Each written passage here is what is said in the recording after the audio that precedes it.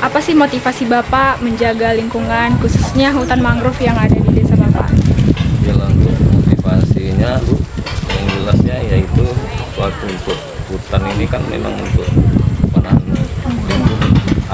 pantai kan gitu, karena udah banyak kerusakan hutan ini terjadi erosi ya, seperti kita lihat kayak mana ya, apa namanya, sulit kita bilang arti kerusakan ini udah habis, karena hutan ini pun udah banyak ditanami sawit. Jadi ini hutannya pun hutan jalur hijau kan gitu kan, kenapa bisa pula bisa dipakai oleh untuk pribadi ya, itu aja. Bapak udah berapa lama sih bersuara untuk kerusakan lingkungan yang terjadi di desa Bapak? Kalau untuk bersuara ini Bu, sebenarnya dari dulu ke dulu, zaman orang tua kita pun juga udah, cuma nggak digubris dari aparat atau pemerintahnya gitu, karena apapun yang kita laporkan itu nggak pernah diambil open. Jadi kami kemarin itu terjadi sampai demonstran itu ya memang untuk menyelamatkan hutan kami ya gitu. Karena Bapak bersuara gitu untuk menjaga lingkungan Bapak, apakah Bapak ada menerima suatu perlakuan yang mungkin itu merugikan Bapak dan juga mungkin itu menjadi membatasi pergerakan Bapak untuk bersuara tentang lingkungan?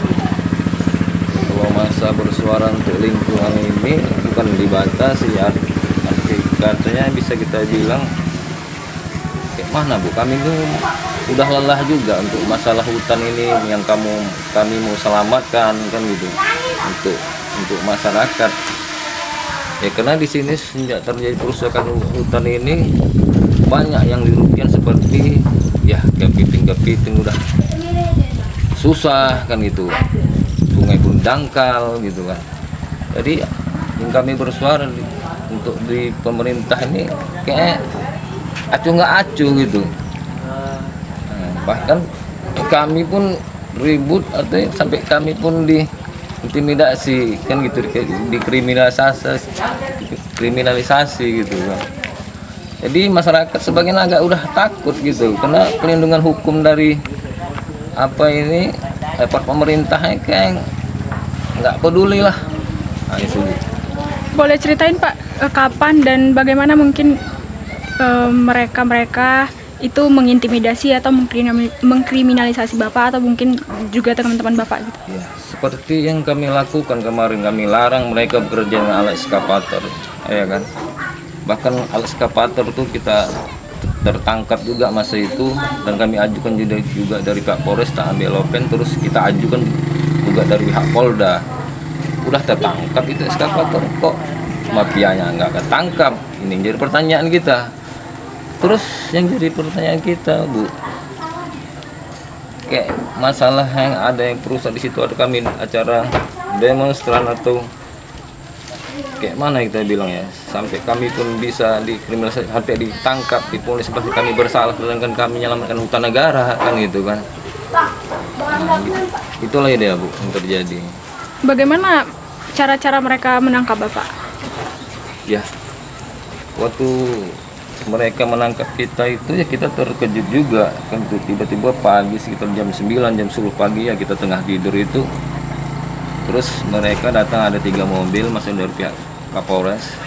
Dia bilang Bapak kami apa ya, terus saya bertahan di situ, saya tahu salah apa, katanya ada perusakan bara.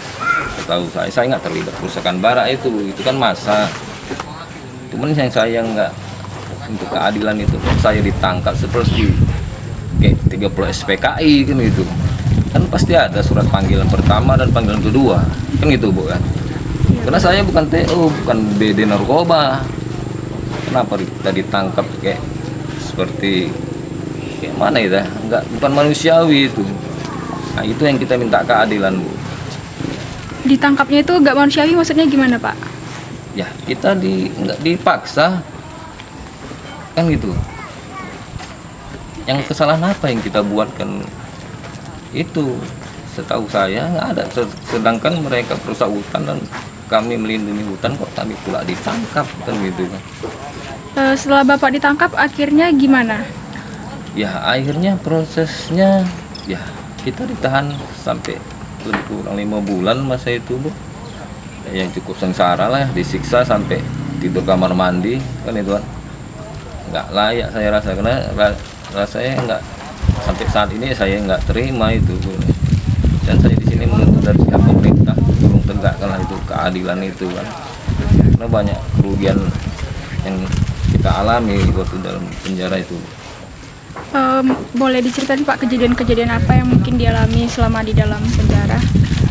Ya kejadian-kejadiannya ya banyak lah, macam seperti kita diajukan suruh menaikkan menandangi surat perdamaian kan gitu Bu kan, masalah perusakan itu saya nggak mau menandatangani itu. Perusakan apa yang, kesalahan apa yang saya lakukan sampai di BAP dan surat penangkapan itu sampai sekarang saya nggak menandatangani itu.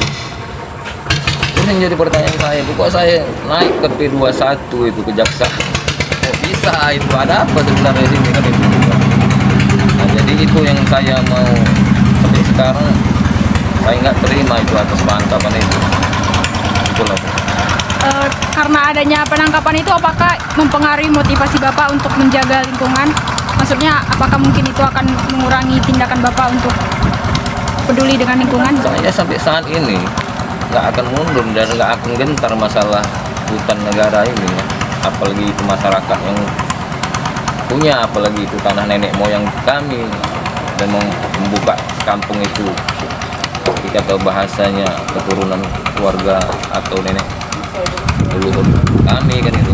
Kira masalahnya seperti hutan hijau, hutan lindung yang kok bisa pula dimiliki oleh orang atau pengusaha kan itu, atas dasar apa? Tahu saya mereka tidak punya surat kan gitu.